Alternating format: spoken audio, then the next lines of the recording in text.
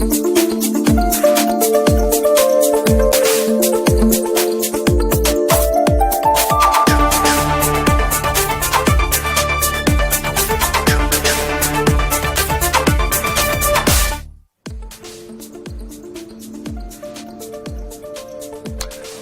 seja muito bem-vinda, seja muito bem-vindo ao Expressão Nacional. A proposta orçamentária para 2024 já está aqui no Congresso, com as prioridades e os desafios para o governo no próximo ano. A proposta já foi elaborada considerando a substituição do teto de gastos pelo novo arcabouço fiscal e traz algumas dúvidas. O governo vai conseguir implementar e ampliar os programas sociais para diminuir a desigualdade no país? O Congresso vai aprovar as medidas propostas pelo governo para recompor a arrecadação? O governo vai conseguir equilibrar receitas e despesas e zerar o déficit público em 2024? E para debater esses temas, eu, Fernando Gomes, recebo o deputado Luiz Carlos Mota, do PL de São Paulo, que é o relator da proposta orçamentária. O deputado Mauro Benevides Filho, do PDT do Ceará, que é membro da Comissão Mista de Orçamento. O deputado Alberto Mourão, do MDB de São Paulo, que também é membro da Comissão Mista de Orçamento. E o deputado Gilmar Tato, do PT de São Paulo, que é o secretário de Comunicação Social aqui da Câmara dos Deputados. E você que nos acompanha é sempre muito bem-vindo e pode participar encaminhando sua dúvida ou seu comentário para o WhatsApp que está aparecendo aqui embaixo na sua tela. Deputados, sejam muito bem-vindos, muito obrigado por terem aceitado aí o nosso convite para debater esse importante assunto. E antes da gente iniciar o debate, vamos colocar só algumas artes aqui para situar quem nos assiste sobre alguns números da proposta orçamentária. Aqui a gente tem alguns parâmetros da proposta que foram usados para elaborar o orçamento. Salário mínimo de R$ 1.421, com aumento de 7,65%. Inflação para 2024 de 3,3%, ela está um pouquinho acima do centro da meta de inflação, que é de 3%. Crescimento da economia, 2,3%. Aqui há uma pequena diferença entre a perspectiva do mercado e as projeções do governo. O mercado está trabalhando hoje com 1,4%, 1,5% mais ou menos. Taxa de câmbio, paridade dólar real, R$ 5,00. E Selic fechando 2024 com 9,8%. Próximo, por favor. Próxima arte, por favor.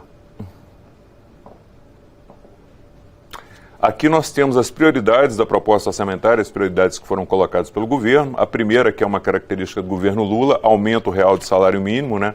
Aquele 7,65% de aumento, quando a gente considera, se desconta a inflação, deve dar um aumento aí real de mais ou menos 2,5%, um pouco mais a depender de quanto vai ficar a inflação no ano. Combate à fome e redução das desigualdades, cerca de 300 bilhões no orçamento. Desse valor, 160 bilhões é para o Bolsa Família, que deve beneficiar 22 milhões de pessoas. Educação básica, 69 bilhões no orçamento. Saúde, 166 bilhões. Aqui tem um aumento de 140% nesse programa. Neoindustrialização, trabalho, emprego e renda, 91 bilhões de reais. E o novo PAC com 61,7 bilhões de reais no orçamento da União, fora estatais. Próxima, por favor.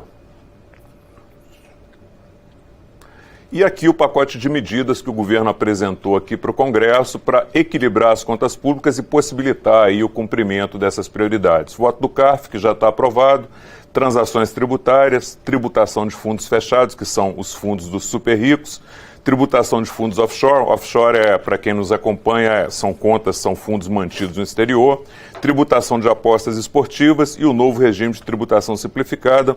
Total disso tudo, 169 bilhões, é o que o governo estimou para equilibrar a receita e despesa para manter o déficit zero em 2024. Deputado Luiz Carlos Mota, começo com o senhor. Primeira pergunta.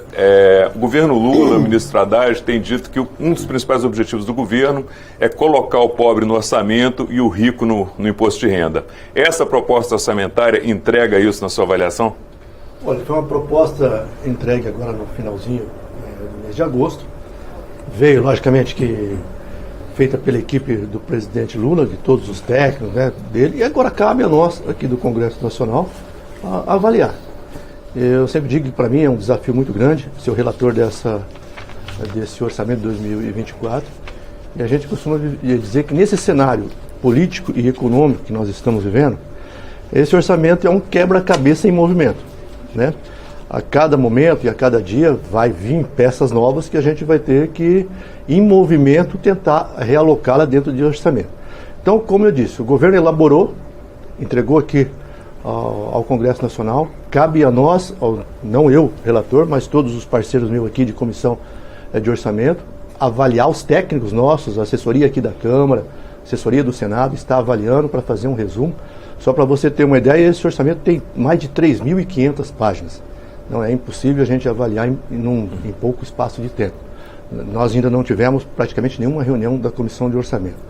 Então está nessa fase, né, de análise da assessoria técnica da Câmara e do Senado, para que a gente possa avaliar com mais carinho e, logicamente, que a gente tem essa responsabilidade, né? A gente ouve falar aí que nós somos um deputado de bastante diálogo, um deputado moderado, e é isso que nós vamos fazer com bastante responsabilidade.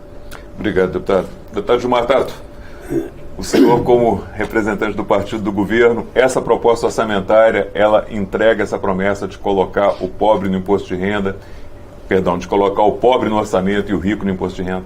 Eu acho que a própria apresentação que você fez na introdução crava exatamente isso.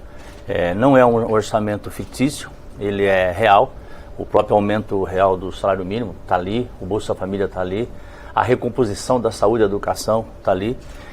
Eu acho, inclusive, que o governo do Haddad foi conservador, Mota, em relação ao crescimento do PIB.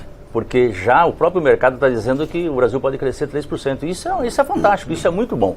Então, o importante é dizer que o Congresso, a Câmara, fez o papel dele. Quer dizer, nós aprovamos o arcabouço fiscal, que acabou com esse do teto de gastos, que aquilo era uma ficção, porque até o próprio governo anterior não cumpria.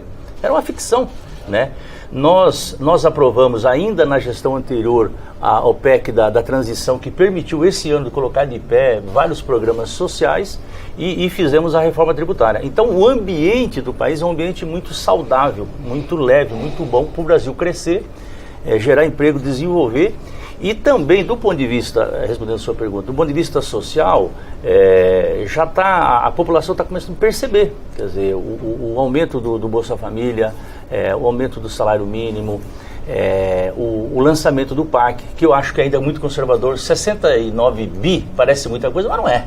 Tá certo? Mas é um começo de retomar as obras que estavam paradas e, ao mesmo tempo, você começar projetos novos. Então, eu acho que o país está no caminho certo, é uma peça orçamentária realista e, como o relator falou, aqui cabe agora a nós, do Congresso Nacional, verificar, fazer ajustes, que é próprio da democracia, mas eu acho que o país está indo bem e está de parabéns toda a equipe lá da Fazenda, do Planejamento, no sentido de apresentar uma peça orçamentária real, sem ficção, e essa recomposição do orçamento na área da saúde, da assistência social e da educação, eu vejo como um importante para o país voltar à normalidade. Okay, obrigado, deputado. Deputado Mauro Benevides, obrigado por estar participando aqui com a gente. O orçamento está colocando o pobre no orçamento e o rico no imposto de renda?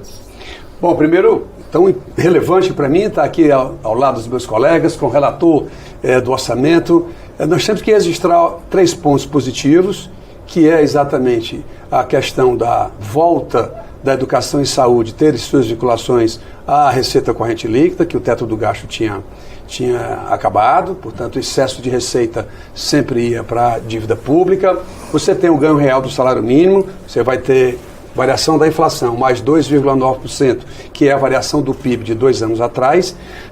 Mas apesar de todos esses avanços, eu tenho sido um parceiro muito grande do governo nessa área macroeconômica, mas é falar mais do mesmo. O orçamento da União, metade dele é despesa financeira. Então, enquanto eu vou gastar 166 bilhões na saúde, eu vou gastar 680 com juros da dívida pública. O Brasil hoje tem várias regras para a despesa primária. 4.320, Lei de Responsabilidade Fiscal, Arcabouço Fiscal, a Emenda Constitucional 109, Regra de Ouro. É uma parafernália de controle da despesa primária. Para a despesa financeira, o sistema financeiro não deixa o Congresso Nacional legislar sobre isso. Nem a Câmara, nem o Senado. E eu acho isso muito grave, porque o orçamento, metade dele é drenado para o sistema financeiro. Então o rico está fora ainda dessa cobrança. Agora, o que está sendo proposto aqui, fundos exclusivos, fundos offshores, a taxação dos bets, que é extremamente importante. E ontem, na reunião com o presidente Lira e todos os líderes, nós decidimos, inclusive, que isso deve ir à votação na Câmara e, portanto, vai dar uma receita adicional para que ele possa cumprir esse adicional de 169 bilhões que está previsto de receita adicional. Então, esse esforço do ministro Haddad e do secretário Barreirinhas, também da Receita Federal, ele é muito importante. Mas precisamos deixar claro o seguinte: nunca na história brasileira, esse modelo econômico que está colocado, nunca teve um resultado primário, que é a receita menos despesa, sem que na despesa esteja o pagamento dos juros. Nunca o país gerou um primário, mesmo sendo positivo, capaz de pagar os juros. Então a dívida brasileira, ela cresce permanentemente. A variável de controle que nós temos que ter é o crescimento do denominador, que é o PIB.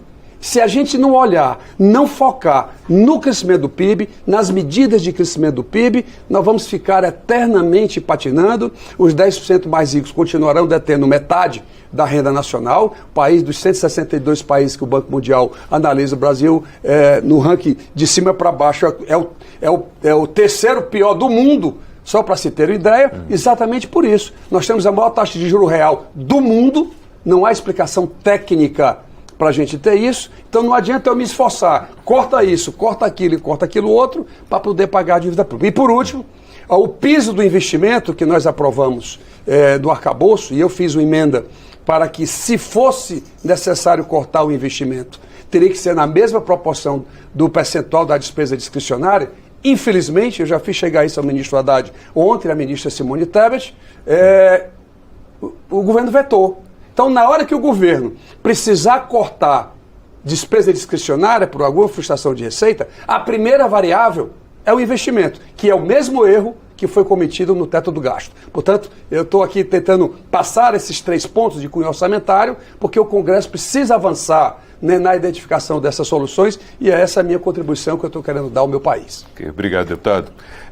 Deputado Alberto Mourão, repito a mesma pergunta para o senhor também. O senhor acredita que esse orçamento está incluindo o pobre na questão orçamentária e colocando o rico no imposto de renda para pagar mais imposto? Olha, acho que pela leitura do que já foi mandado para nós, ele está incluindo, né? Agora precisa ter outra contrapartida, você tem que ter a receita para você executar essa inclusão, né? Então a gente precisa ter essa percepção, né? Você criou eixos de desenvolvimento para o país, o que você quer alcançar, o lado social, o lado ambiental, você estabeleceu metas superficiais até, porque eu acho que a gente está vivendo um momento difícil, né? Nós estamos votando um lei diretriz, um orçamento e um PPA. Um plano de 4 anos, né?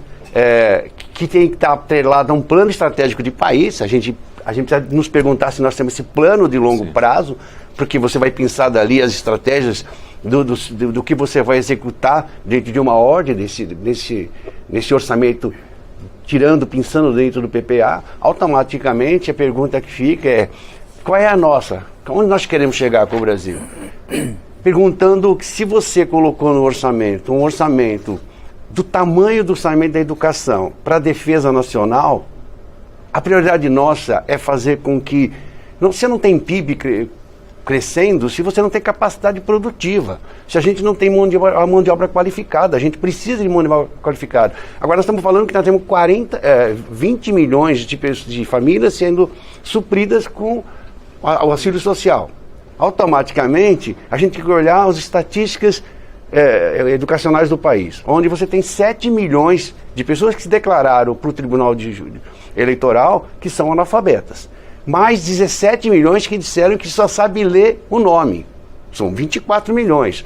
E mais um grupo que diz que não terminou o ensino fundamental, no 4º ano do ensino fundamental. Nós estamos falando em quase 45 milhões de pessoas no total. Essas pessoas não têm capacidade produtiva. A gente conversa com todo o setor empresarial produtivo no país, a mesma reclamação é constante.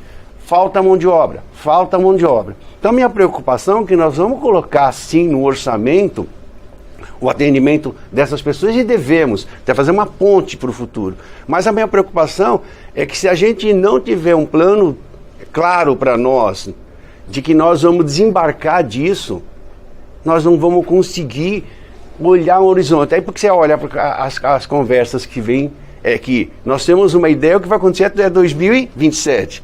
Mas depois de 2027 já te diz que nós vamos retornar a um déficit profundo, né? E uma escuridão. Então o que a gente precisa fazer, o Brasil, é a lição de casa. Porque essa credibilidade que se fala que nós conquistamos, a gente tem que fazer fazer a lição de casa, aprovar este ano ainda a reforma tributária, o resto para dizer assim, é verdade isso não é um factoide, né? Fizemos uma primeira parte, que é o marco fiscal, e outras medidas para dar segurança jurídica e previsibilidade em todas as áreas, mas a gente precisa fazer a lição de casa também para fazer uma discussão mais aprofundada do PPA. Não dá para discutir. O relator ele tem que olhar o orçamento a partir das diretrizes do LDO. Pô, se você não votou o LDO, mas você também não pode fazer isso se não votou o PPA. Então a gente está num momento complexo, que a gente precisa atravessar isso com moderação, equilíbrio, e eu acho que agora a palavra do relator cautelosa, calma, tranquila, é que vai levar a gente a fazer uma discussão menos ideológica e muito mais baseada nos números, que é para que a gente tenha certeza. Lógico, a ideologia vai ter, né, Tato? Você tem que ter realmente... Existe uma massa de sociedade que está passando dificuldade. Concluir, por favor, só para a gente... Tem uma massa de sociedade que está passando dificuldade. Você tem que fazer a transição disso. Ok, obrigado. Deputado Luiz Carlos Mota, um dos problemas que foi apontado quando foi elaborado o arcabouço fiscal e que ele se reflete na proposta orçamentária é que o governo não estaria propondo corte de gastos, estaria trabalhando só em cima do aumento da arrecadação. O senhor acredita que esse pacote que recompõe esses 169 bilhões vai ser aprovado na íntegra aqui? E além desse pacote, o que o governo poderia fazer adicionalmente para zerar essas contas em 2024? Realmente, eu acho que o orçamento é o equilíbrio entre receitas e despesas. O governo tem os seus projetos, eu acredito que na Câmara vai ser bem discutido e vai passar. E o arcabouço, nós estamos num momento de transição. É o primeiro orçamento que a gente faz sem o teto de gasto com a transição do arcabouço fiscal. O arcabouço dá para o governo uma maior flexibilidade de gastos. Logicamente que vai ter que ter as receitas e ele já deu ali, né, os itens que vai ser discutido aqui na Câmara. Eu acredito que com bastante discussão aqui a gente consegue aprovar essa questão das receitas e quebrar esse déficit no ano de 2024. O senhor viu alguma medida adicional que poderia ser adotada além dessas para melhorar, para recompor a arrecadação? Aí vem o governo que tem que ter essa criatividade, né? Perfeito. Nós estamos aqui, como eu disse, o orçamento foi feito, elaborado pelo governo, cabe a nós agora analisar com bastante critério, com bastante sensibilidade, como disse aqui o Roberto Mourão. Nós temos que aprovar, se tivermos consciência, a reforma tributária e temos que ter um calendário, né? Calendário, como eu disse, o PPA, nós temos que aprovar a LDO antes do orçamento, isso é prioritário, sim, que a gente tem que ter legal, uma né? linha. A LDO chegou aqui na Câmara em abril. Logicamente que não poderia, né? Porque ela veio com o teto de gasto. Precisaria primeiro aprovar o arcabouço fiscal, foi aprovado. Agora cabe ao relator discutir a LDO, para depois a gente começar a discutir, e nós vamos começar a discutir o orçamento independente disso. Obrigado, deputado. Deputado Gilmar Tato, o governo aprova o Congresso aprova esses 169 bilhões propostos pelo governo, e o senhor vê mais alguma medida adicional que poderia ser tomada para ajudar nesse equilíbrio das contas? Não, aprova. Eu acho que o ambiente está muito bom na casa, no país, e a gente percebe que todos os líderes, todos os partidos estão muito preocupados com o país. A desigualdade ela é muito grande no Brasil, o próprio Mourão falou, e que nós temos um desafio muito grande.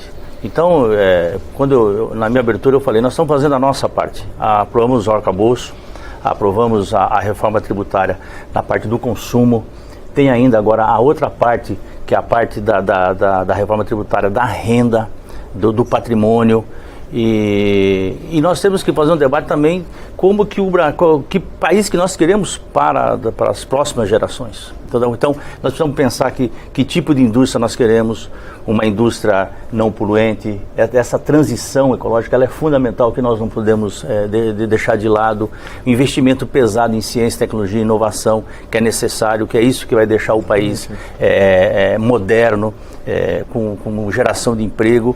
E o grande desafio, eu acho que não é na despesa, porque na despesa não existe, ninguém é contra, porque quando se fala em despesa, nós estamos falando da despesa para quem? Para aquelas pessoas que mais precisam. Então, é um plano emergencial que o povo precisa. tá certo? Precisa do ponto de vista, isso se materializa no Bolsa Família, se materializa no salário mínimo, nos programas de Minha Casa Minha Vida, no próprio investimento do parque que gera emprego. O grande desafio é a arrecadação. E quando você vai na arrecadação, como é que você põe o rico no orçamento? Quer dizer, então, vamos pegar, eu tenho aqui uma tabelinha, quando eu falo dos 168 bi e meio de arrecadação, então só a retomada do voto de qualidade do CARF são 54 bi. O que é isso? É gente trilionário, bilionário que usa das amarras de todo esse emaranhado, essa teia que é a legislação brasileira e não deixa para não pagar imposto, entendeu? As offshores também, pessoas que mandam para fora o dinheiro e não pagam imposto para isso. Das apostas, olha a coisa mais absurda do mundo, quer dizer, a sede, o CNPJ dessas empresas é lá fora, justamente para não pagar imposto. Então, nós estamos organizando isso. Então, o grande desafio é a arrecadação. Eu conheço o Fernando Haddad, eu trabalhei com ele 4 anos na Prefeitura de São Paulo, eu conheço o Barreirinha na área de finanças. Se tem uma coisa que eles entendem, sabe, é como verificar exatamente aonde as pessoas não pagam e nós estamos falando dos bilionários desse país. Nós estamos falando nem do povo do andar de cima, nós estamos falando do pessoal da cobertura, aquele pessoal que tem a cobertura. Esses não pagam impostos e isso que precisa. Então eu acho que há essa consciência por parte do Parlamento, da Câmara e do Senado, e eu acho que é esse o caminho. Com muito debate, com muita democracia, sem atropelar, tá certo? E fazer o debate na sociedade brasileira. Que país que nós queremos?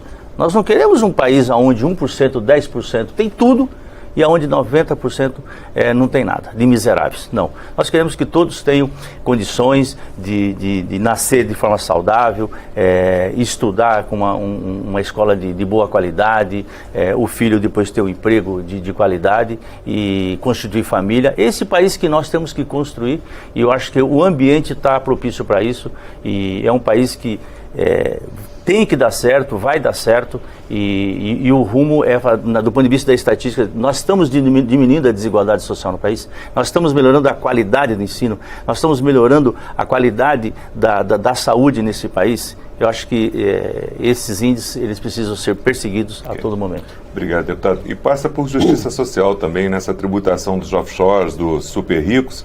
É uma tributação que hoje o cidadão normal ele paga de 6 em 6 meses, começando com 22,5%, e esse tipo de investimento o sujeito só vai pagar 15% quando resgatar, se resgatar. É tido na fonte isso. Então não é só arrecadatório, tem também a justiça tributária, né? Exatamente. Deputado Mauro Benevides, vamos aprovar os 169 bilhões aqui, e o que é que poderia ser feito adicionalmente a isso? Eu vou começar logo pelo adicionalmente.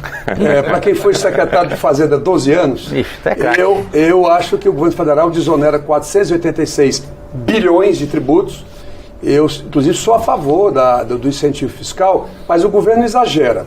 Então, se eu tirar dos 486 bilhões, 100 bilhões do Super Simples, que o Congresso não tem coragem de mexer, e tirar os 35 bilhões da Zona Franca de Manaus, você vai sobrar aí 350 bilhões. Se eu cortar 15%, lá no meu estado do Ceará, eu cortei 10%, flat de todo mundo, obviamente que quase que pediram a minha cabeça, mas isso foi um momento de recomposição de receita que eu fazia naquele momento. O governo pode ter 50 bilhões, se tiver coragem. A cesta básica brasileira, olha que eu sou do ramo, nunca soube que a cesta básica brasileira tem 1.340 produtos dentro dela. Só a cesta básica são 34,7 bilhões de reais de desoneração. O queijo suíço, eu sei que o Tato toma um vinhozinho lá com o queijo suíço, nada contra. Vai para pagar 0 de PIS/COFINS, isso é um absurdo, nobre relator. Alberto, então, o que é que a reforma tributária está fazendo? Já que o governo federal não faz, o Ministério da Fazenda, a Secretaria da Receita Federal não conseguiu romper isso, nós estamos extinguindo a cesta básica e estamos remetendo para a lei complementar a criação de outra. Vamos fazer lá com 80, 90, 100 produtos, talvez dar um incentivo aí de 3, 4 bilhões e colocar 30 dentro do caixa do governo federal. Portanto, 50 bilhões fácil seria uma alternativa. Em relação a outras receitas, a tributação dos fundos exclusivos é talvez uma das medidas mais corretas que o ministro Haddad e o secretário da Receita Federal estão propondo ao Congresso Nacional. Por 2 números que a população brasileira precisa tomar conhecimento. Fundos dos super ricos são super ricos, que criam fundos exclusivos, ou seja, entre eles da família ou entre a diretoria da empresa, ninguém entra, até porque o aporte de recurso inicial é muito grande. E vamos aos números. 10 milhões, né? 10 milhões é o que dizem, eu vou dizer agora qual é a média. Hoje, os fundos exclusivos no Brasil representam 756 bilhões de reais. Eu falei bilhões com B de bola. Para 2.500 pessoas. Se eu dividir 756 bilhões por 2.500, vai dar mais ou menos aí 303 milhões por pessoa.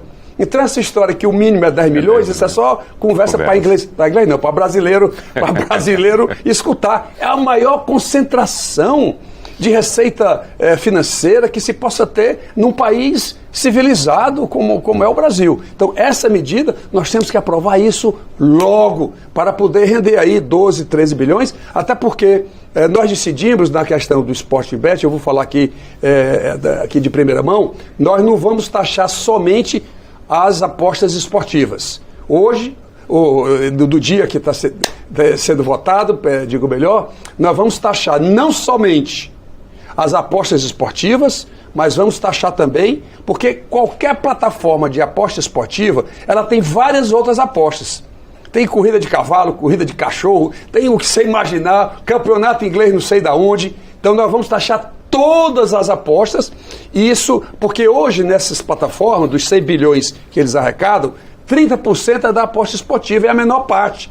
70% são dessas adicionais. E está sendo incluído no relatório que está sendo apresentado, e a Câmara vai votar, nós vamos inserir esse 70%, o que vai aumentar essa projeção de 10, 11 bilhões que tinha sido colocado. Isso vai para muito mais, fazendo, portanto, uma justiça fiscal, proibindo que esse dinheiro ganhe aqui no Brasil e remeta para fora. O Brasil hoje fica com zero de imposto de renda em cima. Vamos inclusive penalizar o sistema financeiro se der suporte a esses pagamentos para empresas que não têm esse alicerce dentro do Brasil. Então eu acredito sim que muitas dessas receitas possam ser feitas, outras poderão vir inequivocamente. Eu tenho muito otimismo em relação a essas novas receitas. A minha grande preocupação é aquela que eu externei no começo, que todo esse esforço é importante, é necessário, é indispensável. O relator vai ver isso, que ele é um cara muito tranquilo. Para concluir, muito tranquilo. Mas eu acho que enquanto a gente não olhar os 700 bilhões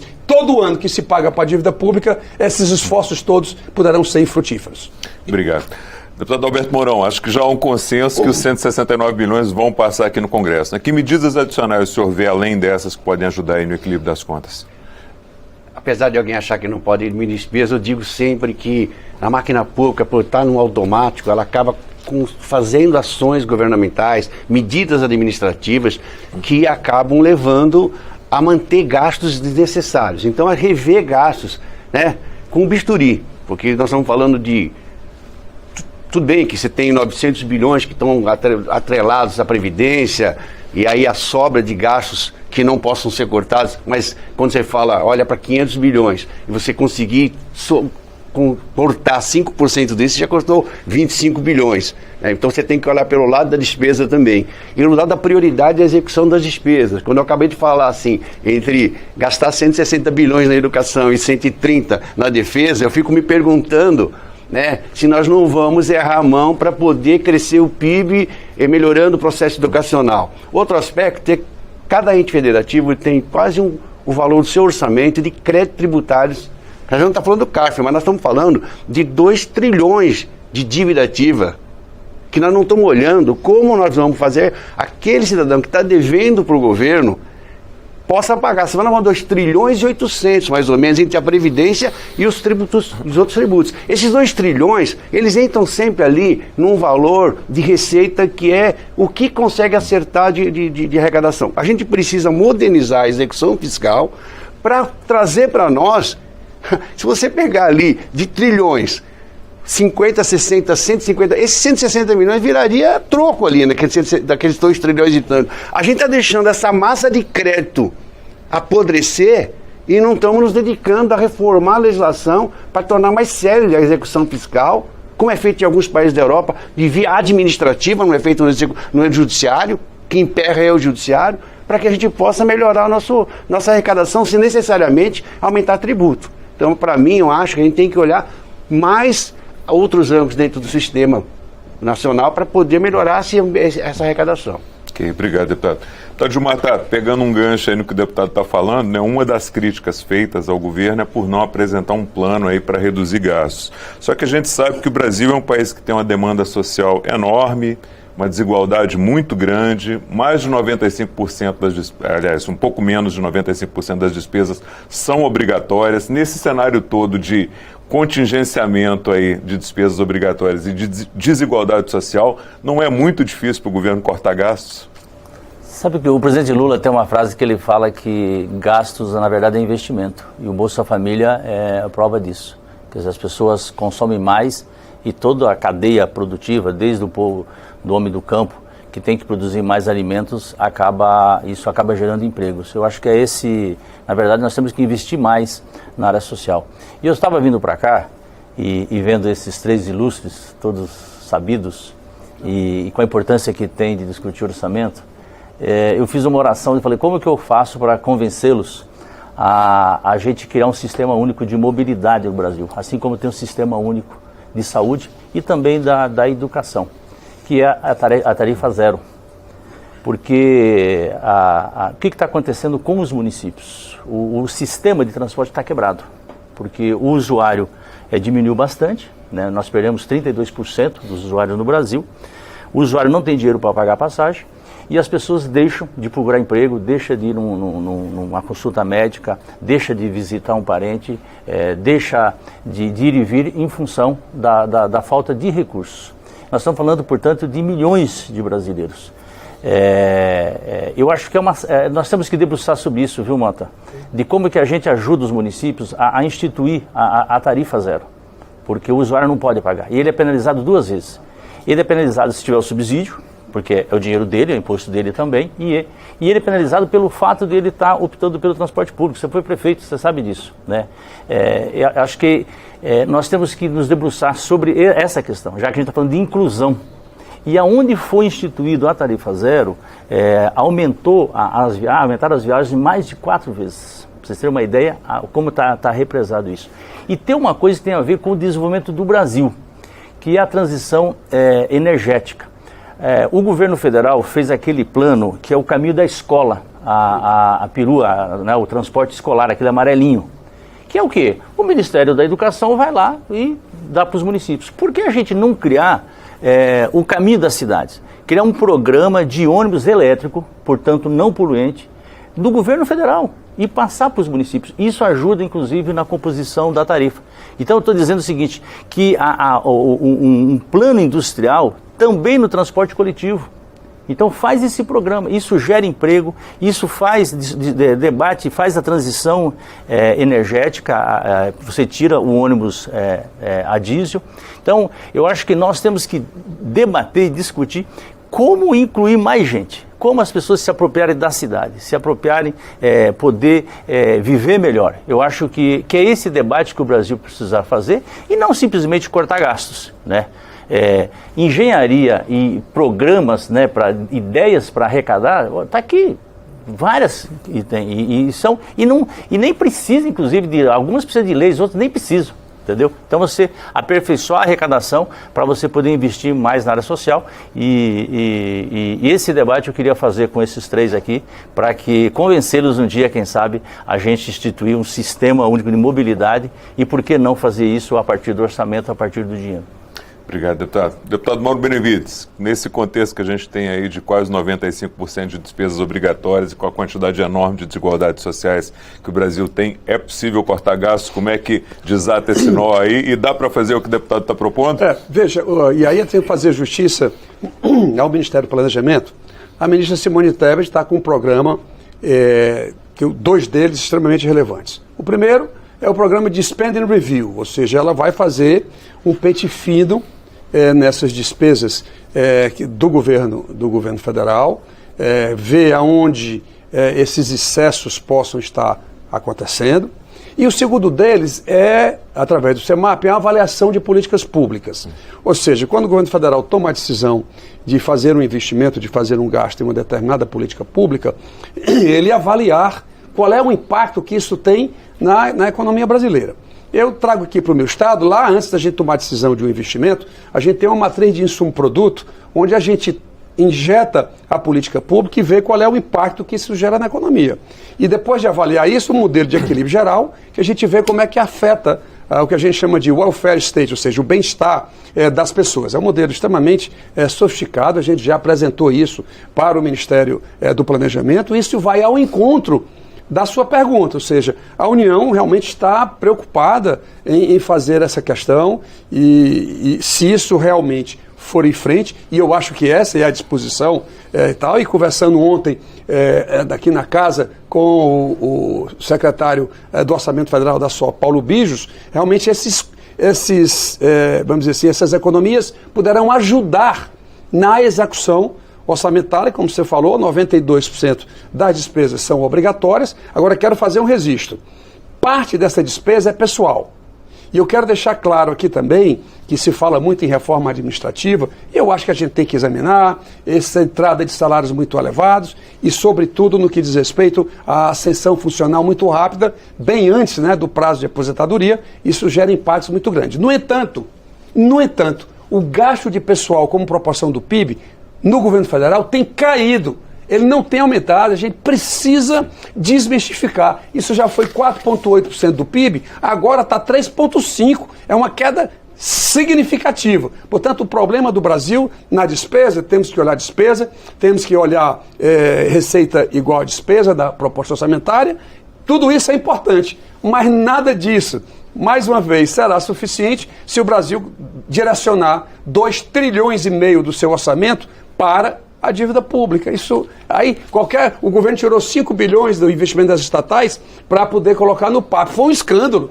5 bilhões, Tato, como é que pode?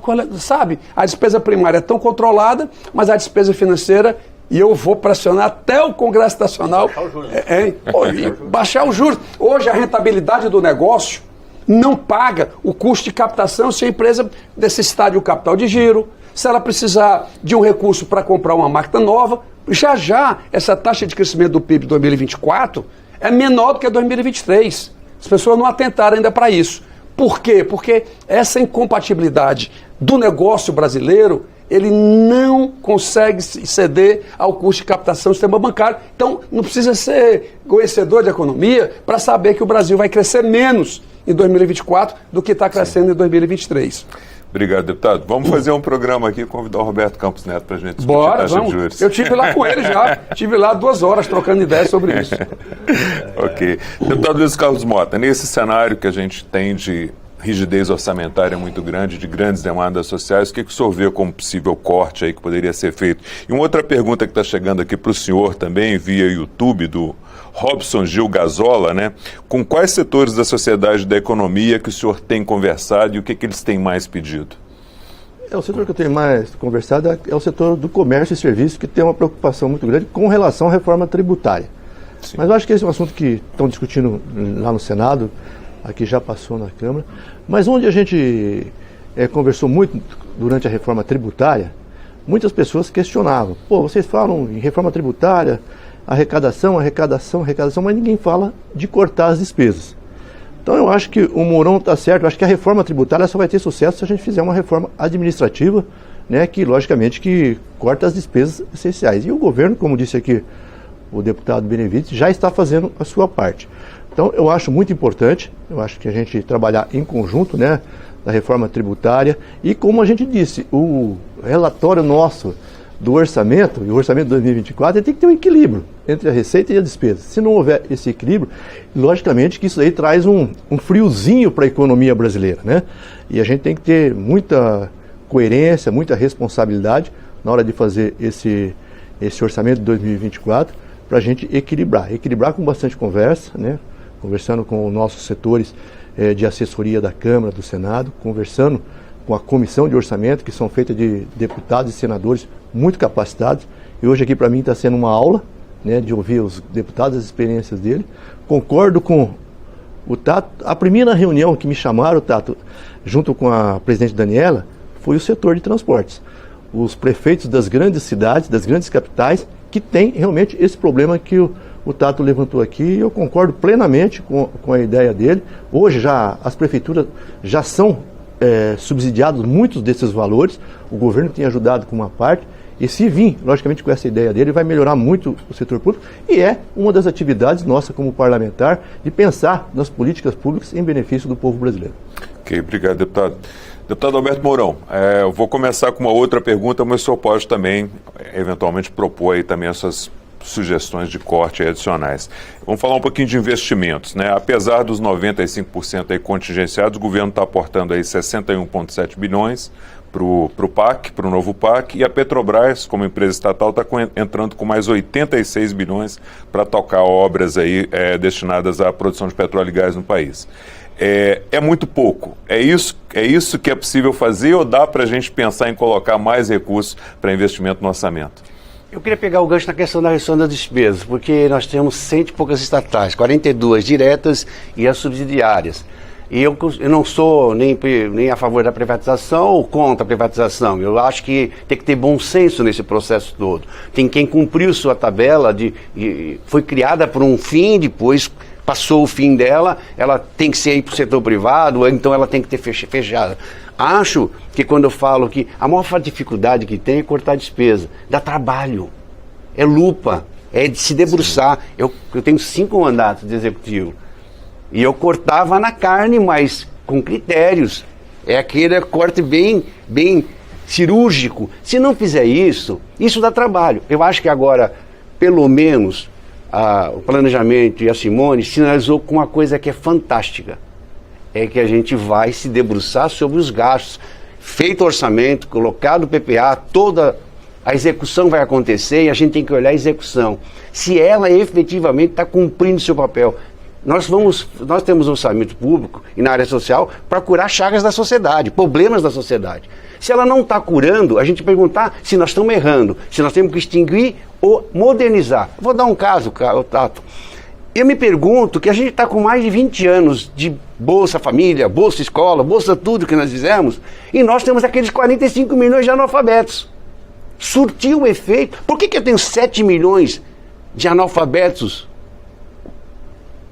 Por que eu tenho 17 milhões de pessoas que dizem que eu não sabe ler, só sabe ler o nome? Não cumpriu o papel dele do Bolsa, que era resgatar a cidadania dessas pessoas. E o orçamento, que eu digo, de colocar o pobre no orçamento, é colocar o cara na mobilidade. Que mobilidade, o Tato falou com clareza, eu sou de uma região que o cidadão que sai de Peruíbe para vir na zona de referência lá, na minha cidade, que é o polo concentrador, ele custa R$32 para ir e vir. Poxa. Ele leva 3 horas e meia. Ele pega uma guia de uma referência de alta complexidade e joga na lata do lixo da casa dele. Que ele não tem os 32, que ele não tem dinheiro para comer, que ele não vai passar 8 horas para fazer o seu atendimento. Colocar o pobre no sistema é investir na saúde, porque o rico está pagando o seu plano de saúde. O pobre está tentando sobreviver num falso plano de saúde que ele está bancando que não funciona, e aquele que não tem, ficar na fila do sistema. Colocar o pobre no orçamento é colocar o pobre na educação no ensino médio de qualidade, que faça para ele um ser humano que caminhe com as suas próprias pernas e ganhe mais. Então a gente, na realidade, temporariamente jogar o pobre recebendo ajuda, mas fazer a transição porque ele quer dignidade, ele quer caminhar com as suas próprias pernas. Eu digo que se a gente não cortar a despesa, só aumentar a receita, a gente estressa o sistema. Tá? A gente precisa achar a forma de aumentar a receita onde tem buracos, onde tem elisão fiscal, onde tem sonegação fiscal, né? Porque a elisão é o bacana, não é o dono da padaria, do comércio seu, não, é o cara que tem condições de pegar o Ives Gana Martins e outros grandes tributarios do país, fazer um planejamento tributário, né, Benemito? Faz parte. Faz parte, porque nós deixamos buraco da legislação para eles. E eles se beneficiam disso. É isso que nós temos que fazer. Precisa fazer reformas estruturais ainda, tem muitas para fazer, pontuais, que vão permitir que o buraco da caixa d'água não fique vazando, que a gente consiga manter a caixa d'água cheia para poder aí sim decidir um plano estratégico de como tirar as pessoas da pobreza e como fazer o país crescer o seu PIB. Obrigado, deputado. Deputado Mauro Benevides. Só com um comentário sobre o investimento que você acabou de falar, e os colegas aqui. Qual é o número que está dentro do orçamento? O arcabouço definiu o investimento do governo federal de 0,6% do PIB. Sim. Dá 68 bilhões, o governo colocou 69,7%. Perfeito. De um orçamento de 5 trilhões e 300. É muito pouco. Ou seja, o investimento no Brasil é nada. E desses 69, 61 são recursos alocados dentro do PAC. Né? Portanto, a margem, obviamente que os recursos do PAC são relevantes, mas você tem realmente em margem de manobra, Tato, um valor de 8 bilhões para poder fazer alguns investimentos alternativos, mas o presidente Lula quer dar muita ênfase. Portanto, ou você reorganiza essa estrutura orçamentária brasileira, e quem faz o Brasil crescer é o investimento, seja ele privado, dando segurança na economia e o investimento privado acontecendo, seja do investimento público, na infraestrutura, ou na educação, na saúde, enfim, essa mudança conceitual, essa relevância no investimento, que foi o erro do teto do gasto, eu estou tentando alertar, né, o Congresso Nacional, que é aqui que está o foco para poder atender o que o Tato está colocando, o que o nosso relator está preocupado, o que o Mourão está colocando, é exatamente isso. Aonde está o problema? E é investimento com 69 bilhões, realmente é muito pouco para o Brasil sair desse atoleiro. E se você pega só o orçamento da Petrobras, que é uma das estatais para investimento, ele é maior que todo o orçamento da União. Mas eu volto para o senhor, como é que a gente resolve isso? Veja, a Petrobras ela tem que sair do fóssil, tem que ir para alternativas. Ela hoje ainda está muito centrada nisso. Aí o petróleo, o barril sai de 70 para 91 dólares, como está agora, já ela vai ter que aumentar preço. Isso é inflacionário. A gente tem que ter cuidado. Ou o Brasil migra, a Petrobras migra. Eu sei que não pode fazer de uma hora para outra. Ela não tem essa condição. Mas tem que fazer a transição. Tem que pensar no médio prazo. Ela tem dinheiro para fazer isso. Ela não tem dificuldades de alocação de recursos para desenvolvimento de tecnologia. Aliás, ela tem um grande... Fazer justiça, viu, Nobel Arthur? Ela tem um grande departamento de desenvolvimento tecnológico, que ela realmente é fronteira mundial, mas está entranhada lá nos nossos petroleiros, está entranhada ainda a busca do combustível fóssil. Então, enquanto a gente não mudar isso, esse patinar também vai continuar. A gente precisa estar injetando aqui, fazendo essa pressão para o nosso país crescer, ser mais justo, gerar mais emprego que nós estamos precisando. Obrigado. Deputado Gilmar Tato, o senhor também pode dar uma palhinha aí sobre a questão de o que fazer para trazer mais investimentos. Eu queria fazer uma outra pergunta para o senhor.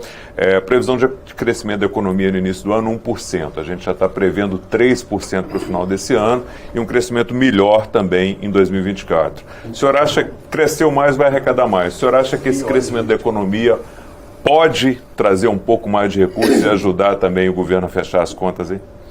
Com certeza. Primeiro que o ambiente do país está um ambiente muito saudável. Há uma credibilidade muito grande. A credibilidade, não é à toa que o presidente Lula tem viajado muito para fora e mudando a imagem do Brasil lá fora. Você tem o poder público, as estatais, ela tem um papel de fomento, de aquecer a economia, de fazer investimentos. Você deu o exemplo da Petrobras, mas tem a Itaipu e tem outros, tem o Banco do Brasil, a Caixa, que pode forçar, baixar os juros. Sim. Mas o Benevides falou uma coisa que é verdade, quer dizer, a maior parte do investimento é o privado. Esses fundos viram para cá, para acreditar no Brasil. E eu acho que isso está acontecendo. Isso que vai permitir o Brasil crescer, acho eu, mais de 3%. Uma das formas, quando se fala de credibilidade, como se materializa nisso? É aquilo que nós chamamos da transição energética. Quer dizer, todo o PAC e todas as obras do PAC têm esta preocupação. O BNDES, quando vai liberar recursos, ele tá preocupado com a questão ecológica.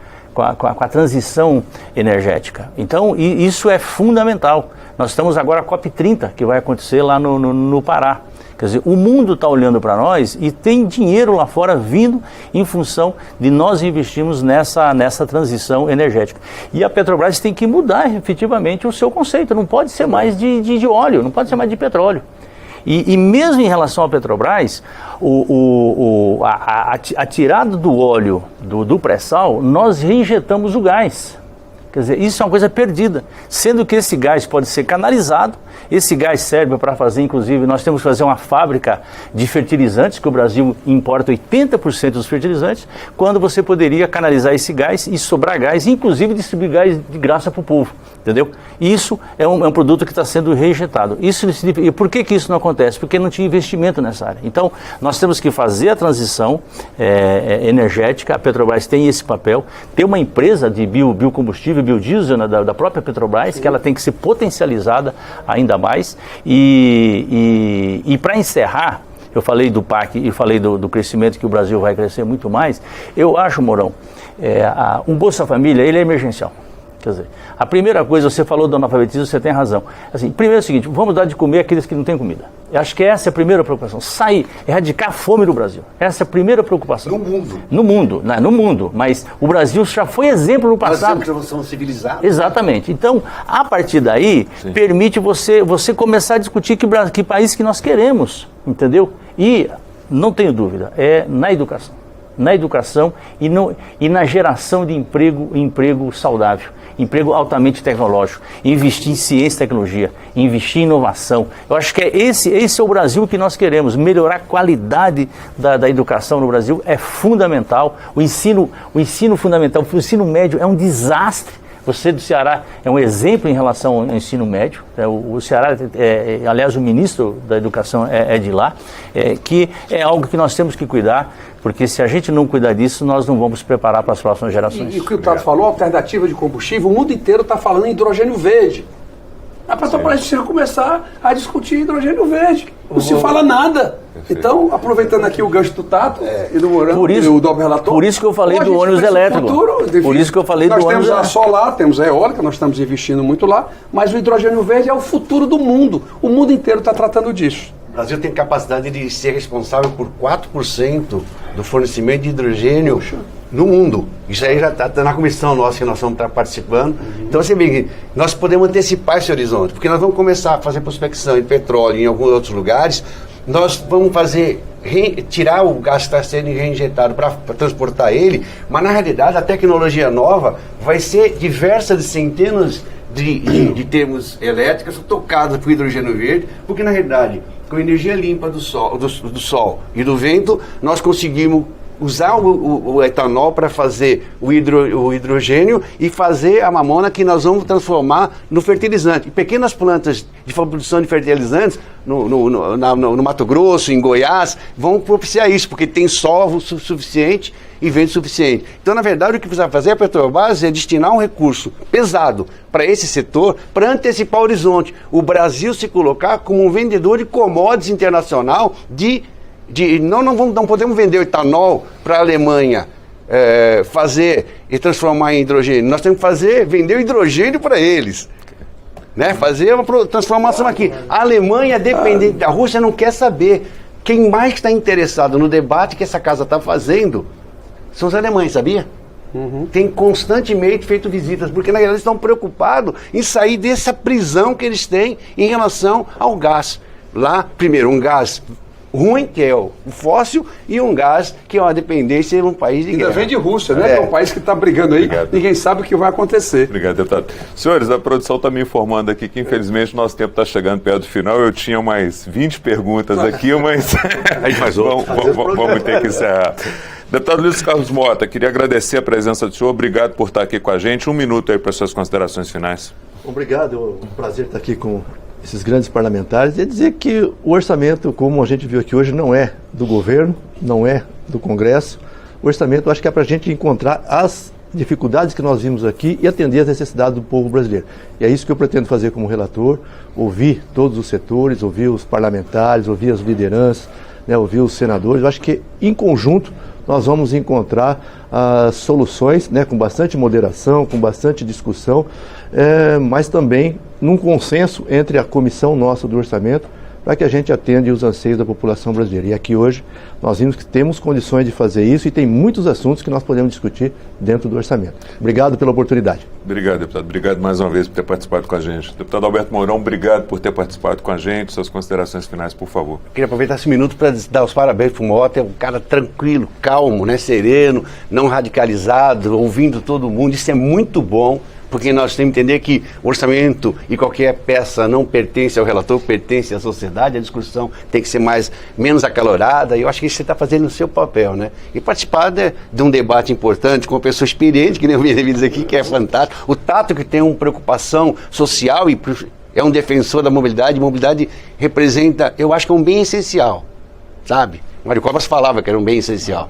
Então a gente tem que ter essa percepção. Obrigado por oportunidade, tá? Obrigado, deputado. Deputado Mauro Benevides, obrigado mais uma vez por ter participado com a gente. Suas considerações finais. Que privilégio para mim, né? E com certeza para todos os nossos, poder estar ao lado de parceiros, cada um com a sua ideia agregadora para o país. Nós precisamos crescer, precisamos tornar o país mais justo.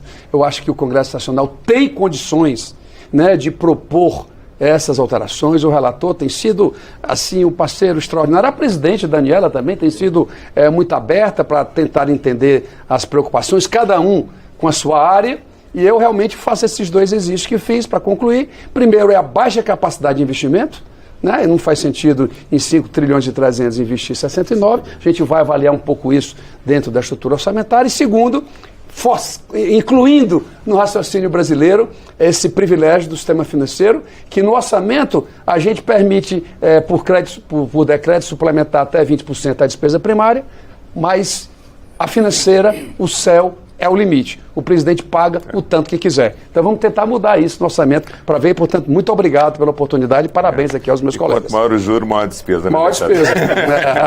Deputado Gilmar Tato, obrigado por ter participado com a gente. Suas considerações finais, por favor. Eu que agradeço o convite da TV Câmara para estar aqui aprendendo com esses 3 ilustres, todos pessoas experientes, que a gente só aprende todos os dias.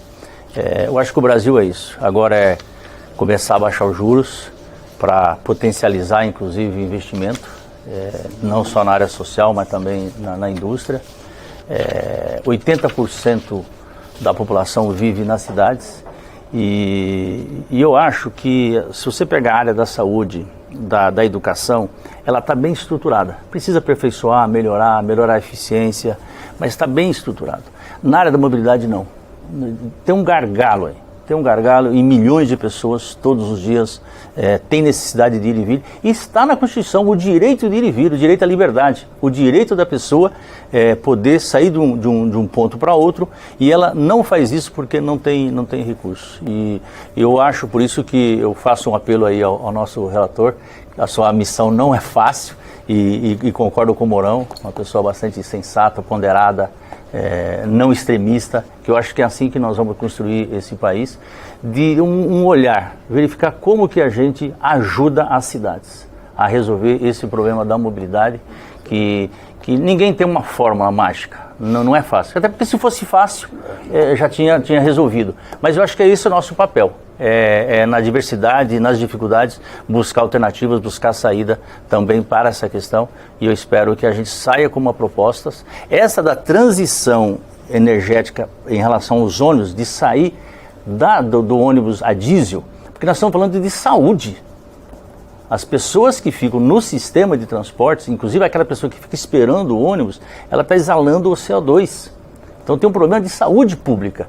E eu acho que a gente poderia ajudar no desenvolvimento industrial, a gente fazer essa transição. Tem tecnologia para isso, tem várias fábricas sendo montadas no Brasil em relação a ônibus a bateria, ônibus elétrico, mas tem outras tecnologias que o Mourão falou, que é necessário. Para pedir o senhor para concluir por causa do nosso tempo. Então, eu vou aumentar minhas orações para ver se eu convenço a Comissão de Orçamento a incluir a questão da mobilidade no recurso público. Obrigado, deputado. Eu sou Fernando Gomes e essa foi mais uma edição do Expressão Nacional. Você que nos acompanha, muito obrigado pela sua audiência, um forte abraço e até a próxima.